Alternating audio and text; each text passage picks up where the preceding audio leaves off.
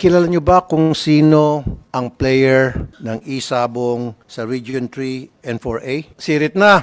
Ang sa Region 3 and Region 4, Pineda ang apelyido ng operator niyan. Sa region, sa CAR, Cordillera Autonomous Region, Abra, ang apelyido ay Bernos. Buti pa yung barbero ko, walang Intel fans, alam. Kayo, ang lalaki ng Intel fans yun, hindi nyo alam. Kaya siguro hindi nyo mahuli-huli dahil dun sa mga pangalang malalaki. Hindi nyo kayang hulihin dahil they're very powerful.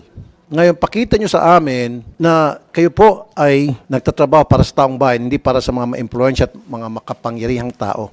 Ipatigil nyo itong online sabong nila. Hanggang ngayon, ang tapang, di ba? Online pa rin sila. Kahit na alam nila na nag-hearing tayo, how big time these people are. Because they think they're untouchable because they're a friend of the PNP, they're a friend of the NBI, they're a friend of the CICC and the PAOK. Ayan oh, may nag-text sa akin, boss, nakarating na sa kanila, kay Pineda. Nag-text, source ko, nakarating na kay Pineda. Anong ginawa ni Pineda?